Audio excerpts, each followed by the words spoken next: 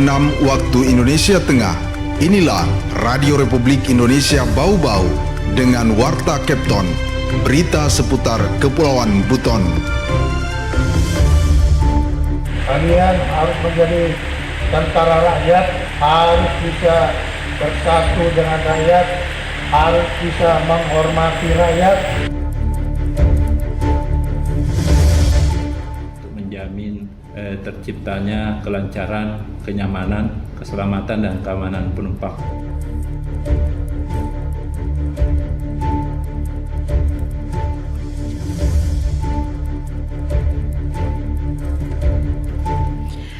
Selamat pagi dari kawasan Limbo Wolio, kami sampaikan pokok-pokok berita. Ratusan honorer Kota Bau-Bau akan melaksanakan aksi damai jilid 2 menyusul belum adanya kepastian pemerintah Kota Bau-Bau soal hasil seleksi P3K paruh waktu 2025. Kepala Kantor Pertanahan Kota Bau-Bau menegaskan komitmennya untuk membangun kolaborasi yang solid dengan Pemkot Bau-Bau demi kelancaran program daerah. Inilah Warta Kepton pagi selengkapnya hari ini, Kamis 6 November 2025, bersama saya Siti Nur Hardianti.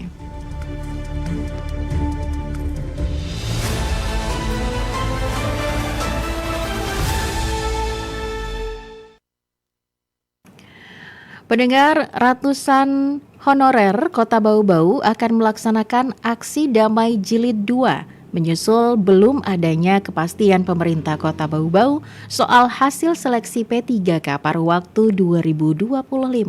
Informasi terkait hal itu dilaporkan Waode Nurliani.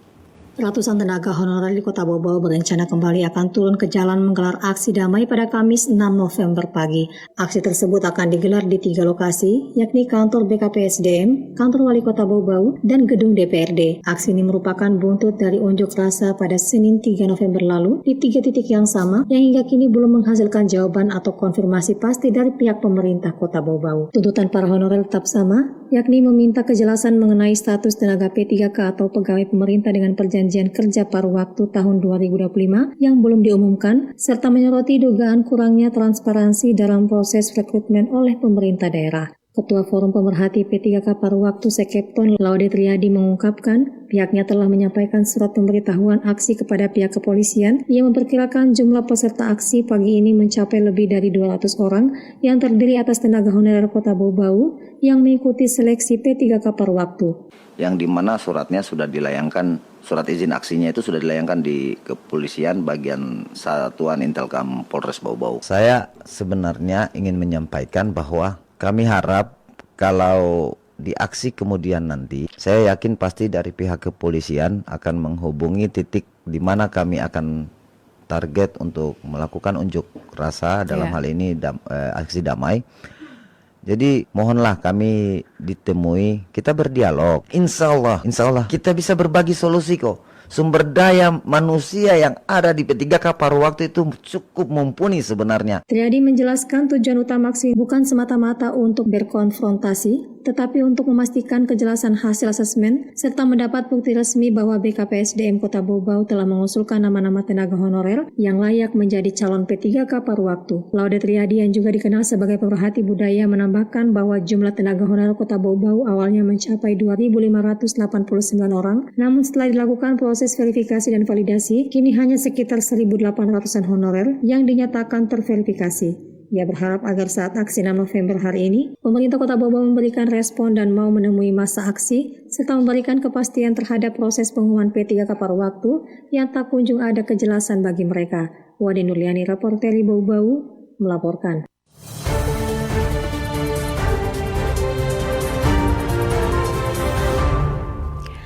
Kepala Kantor Pertanahan Kota Bau-Bau, Yusuf, menegaskan komitmennya untuk membangun kolaborasi yang solid dengan Pemkot Bau-Bau demi kelancaran program daerah.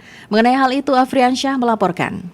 Kami sebagai pejabat severtikal di sini harus menjalin semacam kolaborasi yang baik dengan pemerintah daerah. Kepala Kantor Pertanahan Kanta Kota Bau-Bau, Yusuf menegaskan komitmennya untuk membangun kolaborasi yang solid dengan pemerintah kota Pemkot Bau-Bau demi kelancaran program daerah. Penegasan ini disampaikannya setelah melakukan kunjungan silaturahmi dengan Wali Kota Bau-Bau di ruang kerjanya belum lama ini. Yusuf yang telah bertugas di Bau-Bau selama lebih dari 2 bulan menjelaskan bahwa kunjungan tersebut merupakan agenda yang telah ia jadwalkan sebelumnya. Ia mengungkapkan bahwa kunjungannya disambut hangat oleh wali kota yang saat itu turut didampingi wakil wali kota. Kami sebagai pejabat severtikal di sini harus menjalin semacam koordinasi kolaborasi yang baik dengan pemerintah daerah, dan alhamdulillah kami diterima, disambut oleh Pak Wali Kota, termasuk hadir juga waktu itu Ibu Wali Kota, sangat menyambut baik, termasuk kami juga menceritakan dukungan kami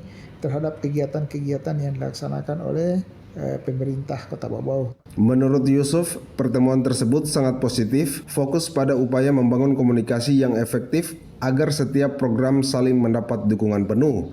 Termasuk, kata Yusuf, Kanta Bau-Bau siap untuk membantu Pemkot dalam pendaftaran aset tanah daerah. Yusuf mengatakan sinergi yang terjalin antara Kanta dan Pemkot Bau-Bau ini diharapkan mampu mempercepat pencapaian berbagai program pertanahan serta memastikan aset-aset daerah memiliki legalitas. Reporter RRI Bau-Bau, Afriansa melaporkan. Anda sedang mendengarkan Warta Kepton, berita seputar Kepulauan Buton. Beralih ke informasi lainnya, Dinas Pemberdayaan Perempuan dan Perlindungan Anak DP3A bersama organisasi wanita Bau-Bau bersinergi tangani isu perempuan dan anak. Mengenai hal itu, reporter RRI Bau-Bau Harul Mulku melaporkan. Sebagai organisasi wanita mempunyai visi misi bagaimana juga berpartisipasi dalam. Dinas Pemberdayaan Perempuan dan Perlindungan Anak DP3A Kota Bau-Bau mendorong penguatan sinergi antar organisasi wanita untuk memperkuat peran mereka dalam pembangunan daerah, terutama dalam penanganan isu-isu perempuan dan anak. Hal ini merupakan bagian dari upaya penguatan jejaring antar lembaga penyedia layanan peningkatan kualitas keluarga melalui Gabungan Organisasi Wanita atau GOW Kota Bau-Bau. Kepala DP3A Kota Bau-Bau Abdul Rahman mengatakan kegiatan tersebut menjadi wadah kolaborasi antar organisasi wanita agar memiliki visi dan misi yang selaras dengan arah pembangunan daerah. Sebagai organisasi wanita mempunyai visi misi bagaimana juga berpartisipasi dalam pembangunan. Tentu dalam kegiatan ini adalah bentuk salah satu upaya untuk bisa mengumpulkan semua organisasi kita untuk saling bekerja sama. Utamanya masalah juga isu-isu perempuan, kemudian bagaimana mereka punya komitmen, punya peran di dalam terutama masalah-masalah kewanitaan. Abdul Rahman menyebutkan penguatan jejaring antar lembaga penyedia layanan peningkatan kualitas keluarga melalui Gabungan Organisasi Wanita Kota Bau-Bau. Semua organisasi wanita dapat saling bekerja sama, terutama dalam menangani isu-isu perempuan dan anak. Pemerintah dan GOW pun bersama-sama berkomitmen berupaya menurunkan angka kekerasan terhadap perempuan dan anak. Insya Allah ke depan mereka juga akan mengambil bagian bagaimana berperan di dalam menurunkan kekerasan baik perempuan dan anak. Satu pencegahan ya? Ya, pencegahan. Ya, itu salah satu bentuk upaya pencegahan. Ya, memang GOW ini kan wanita, kami pemberdayaan perempuan. Jadi kami sama-sama punya komitmen untuk kita bisa menyelesaikan masalah-masalah wanita, masalah-masalah perempuan. Sinergi antar organisasi wanita diharapkan menjadi kekuatan sosial yang mampu menumbuhkan kesadaran kolektif, memperluas jaringan perlindungan, serta memperkuat peran perempuan dalam mewujudkan keluarga yang berkualitas dan berdaya di Kota Bau-Bau. Dari Kota Bau-Bau, Hairul Mulku melaporkan.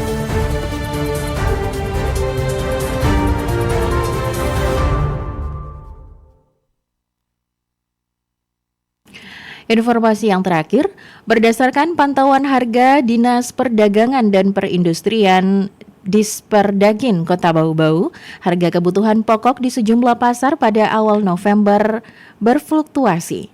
Di antaranya adalah cabai rawit, aneka sayuran, dan ikan laut segan. Kenaikan harga cabai rawit mencapai 16%, sementara ikan laut naik paling tinggi 3,5% dibandingkan harga pekan lalu. Tak hanya ikan dan cabai rawit, kentang dan buncis juga mengalami kenaikan antara 6 hingga 16%.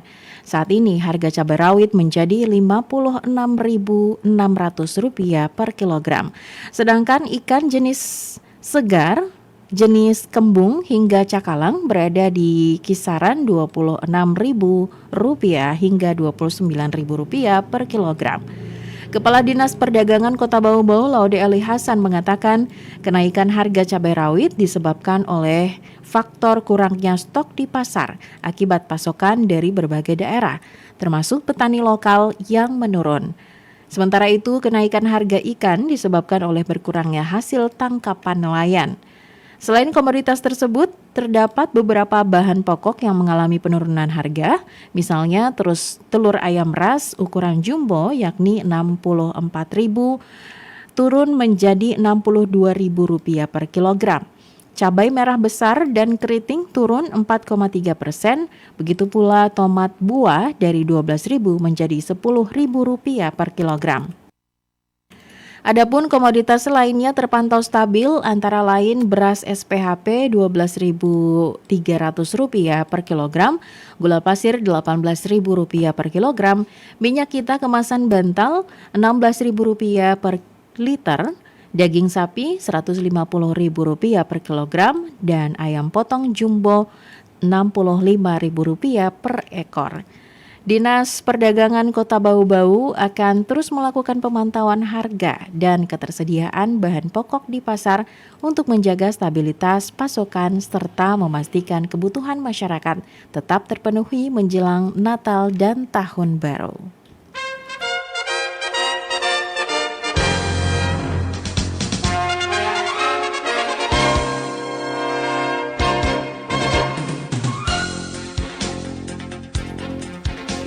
Pendengar, sebelum kami akhiri Warta Kapten pagi ini, kembali kami sampaikan pokok-pokok berita.